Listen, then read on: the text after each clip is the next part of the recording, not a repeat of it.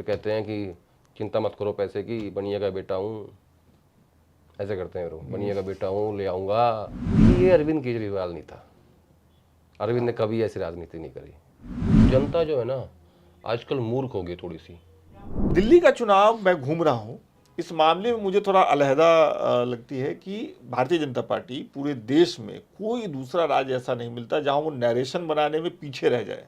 वो हमेशा front foot पे रहती है, खेलती है, बाकी पार्टियां उनको फॉलो करती हैं। दिल्ली में मैं ये देख रहा हूं कि बीजेपी बैकफुट पे है ड्यू टू अपने कुछ लीडर्स, और आम आदमी पार्टी फ्रंट फुट पे है। वो हर तरह के नैरेशन बना ले रही है। कई जगह ऐसा भी दिखा मुझे ग्राउंड पे कि भारतीय जनता पार्टी के वोट बैंक में विधानसभा चुनाव में आम आदमी पार्टी सेंध लगा रही है। वो मैं आगे बताऊंगा। तो मुझे ये बताइए कि क्या ऐसा है, आपको भी लगता है कि दिल्ली के चुनाव में, विधानसभा चुनाव में बीजेपी बैकफुट पे रहती है या है? मेरे पास एक बीजेपी नेता का फोन आया। अच्छा। जब टिकटें बटी तो बोला भाई साहब 12 सीटें तो रिजर्व हैं, 14 लोग ऐसे हैं जो दूसरी पार्टियों से आए हैं, उनको टिकट दे दिया, कार्यकर्ताओं के लिए कुछ रिजर्व होना चाहिए। मैं कहा अच्छा, तो मैं उसका दर्द समझ गया। देखिए दिल्ली में बीजेपी 26 साल सत्ता से बाहर है, 11 साल अरविंद केजरीवाल के और 15 साल कांग्रेस पार्टी के। लैक ऑफ लीडरशिप है।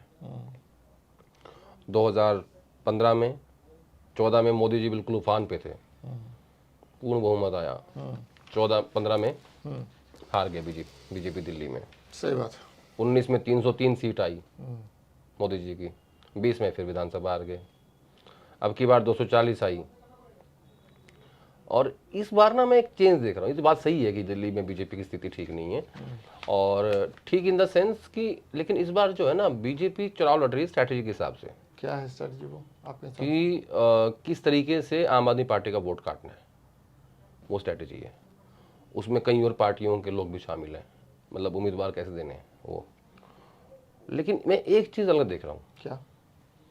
अरविंद केजरीवाल कहते हैं कि मैं बनिया हूँ। अरविंद केजरीवाल कहते हैं कि हर रोज़ कि हम पुजारियों को इतने पैसे देंगे, बहनों को इतना देंगे, बच्चों को फ्री पास ट्रांसपोर्ट देंगे। वो हर रोज घोषणाएं कर रहे हैं। हर रोज सुबह सो के उठते हैं, एक ट्वीट कर देते हैं और दिन में प्रेस कॉन्फ्रेंस। दिन में कहते हैं कि 12 बजे एक महत्वपूर्ण प्रेस कॉन्फ्रेंस करूंगा, और फिर तब आते हैं और फिर एक घोषणा कर देते हैं। फिर कहते हैं कि चिंता मत करो पैसे की, बनिए का बेटा हूँ, ऐसे करते हैं लोग, बनिए का बेटा हूँ, ले आऊँगा। अब तुम एक बात सोचो, आजकल इंटरव्यू भी अकेले नहीं दे रहे।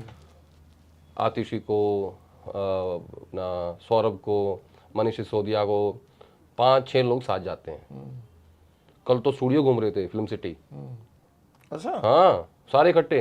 मैं कही प्रचार कब करेंगे? ये अरविंद केजरीवाल नहीं था।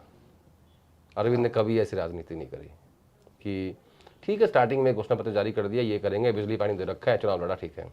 ये जो हर रोज घोषणाएं हो रही हैं, ये जो अपनी जाति को बता रहे हैं कि बनिया पैसे ले आऊंगा, ठीक है, तो पैनिक वहां भी है। आपने बीजेपी की बात भी करी, लेकिन ये भी एक सच्चाई है। मैं इसको ऐसे देखता हूँ। ये एक डर है एंटी इनकम्बेंसी और इतने दिन के सत्ता का। एंटी इनकम्बेंसी है, इसीलिए टिकटें काटी, इसलिए सीटें चेंज करी, एंटी इनकम्बेंसी है पहली बात। फिर ये जो अरविंद अभी कर रहे हैं ना, मुझे ये नॉर्मल नहीं लगता। पैनिक वहां पे भी है। बिल्कुल। और होना भी चाहिए। होना भी चाहिए, किसी भी सरकार में होना चाहिए जो इतने दिन सत्ता में रहे। देखो हर पॉलिटिशियन को, हर पॉलिटिकल आदमी को, और खासतौर पे मुख्यमंत्री के उम्मीदवार को अपनी कुर्सी बड़ी प्यारी होती है। ये काफिला, वो जहाज, ये सब बड़े ऐसे थोड़ी मिलते हैं यार। मैं कह रहा हूँ कि जनता का डर नेताओं के मन में होना चाहिए सही मुद्दों को लेकर के, है ना, कि अगर हम नहीं मुद्दों पे बात करेंगे, नहीं काम करेंगे तो हमें कभी भी हटाया जा सकता है। क्या आपने? जनता का डर नेताओं के मन में होना चाहिए। जनता का डर नेताओं के मन में होना चाहिए। नेता के मन में जनता का डर, और जनता के मन में नेता का डर। मैं इसको ऐसे बोलता हूँ कि जनता जो है ना आजकल मूर्ख हो गई थोड़ी सी। माफ़ी चाहता हूँ इस शब्द का इस्तेमाल करने की, जानबूझ के किया है। जनता ये नहीं देख रही है कि हमारा भला किसमें है, तो रेवड़िया देख रही है बस।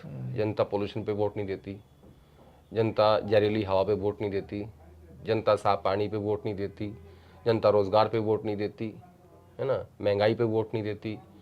वो दे रही है कि मैं हिंदू हूँ, तू मुसलमान है, तू ठाकुर है, मैं ब्राह्मण हूँ, तू अपर कास्ट है, मैं फॉरवर्ड हूँ या बैकवर्ड हूँ, जो भी है। तो जनता का जो ये दौर है ना, क्योंकि एक दौर होता है इन चीज़ों का। डॉक्टर मनमोहन सिंह के 10 साल जो है वो इकोनॉमी का दौर था, पैसे का दौर था, विकास का दौर था। और लेकिन ये जो दौर है ये धर्म और जाति का दौर है। धर्म का दौर 10 साल तक चला, अब वो धीरे धीरे जाति में कन्वर्ट हो रहा है आहिस्ता आहिस्ता।